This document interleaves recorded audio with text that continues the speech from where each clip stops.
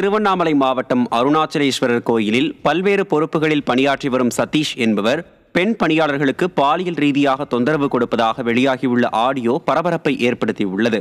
சதீஷுக்கு ஒத்துழைப்பு அளிக்காத, எதிர்த்து பேசும் பெண்களை அவர் தகாத வார்த்தைகளால் பேசுவதாக ஆடியோவில் பெண் பணியாளர் வேதனையுடன் தெரிவித்துள்ளார்.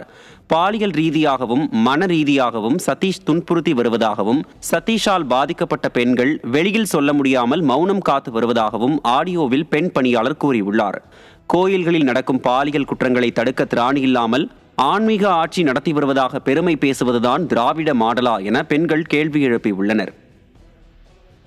அவங்க சீப்பாவே பேசுறாங்க ஐயா, அவங்க அப்படி இன்னொரு வார்த்தை கூட சேர்த்து பேசினாங்க. அதெல்லாம் என்ன தேவையில்ல, எனக்கு ரொம்ப அசிங்கமா இருக்குது. எனக்கு இது மத்தவங்களுக்கு எனக்கு எதனா ஒண்ணுன்னா சப்போர்ட் பண்றதுக்கு யாருமே இல்ல அந்த கோயில்ல. அப்படியா?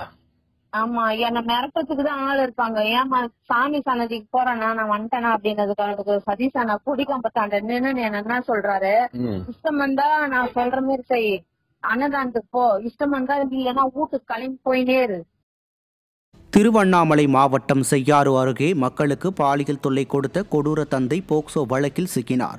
பெற்ற மகள் என்று கூட பார்க்காமல் 15 வயது சிறுமிக்கு அவரது தந்தை பாலியல் தொல்லை கொடுத்துள்ளார். இதனை அடுத்து சிறுமி அளித்த புகாரின் பேரில் சிக்கினார். குழந்தைகளுக்கு பாதுகாப்பான சமூகத்தை உருவாக்க ஸ்டாலின் அரசு தவறியுள்ளதால் தமிழகத்தில் பாலியல் குற்றங்கள் அதிகரித்துள்ளதாக பொதுமக்கள் குற்றம் சாட்டுகின்றனர்.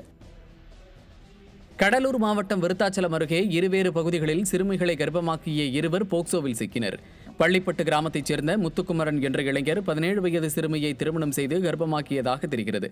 இதேபோன்று கட்டியநல்லூர் கிராமத்தைச் சேர்ந்த தங்கத்துறை என்ற இளைஞர் 16 வயது சிறுமியை திருமணம் செய்து கர்ப்பமாக்கியதாக கூறப்படுகிறது.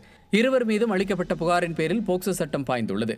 மக்கள் விரோத ஆட்சியில் குழந்தைகள் நல பாதுகாப்பு அதிகாரிகள் கும்பகர்ணன் தூக்கத்தில் உள்ளதால் குழந்தை திருமணங்கள் அதிகரித்து வருவதாக மக்கள் குற்றம் சாட்டுகின்றனர்.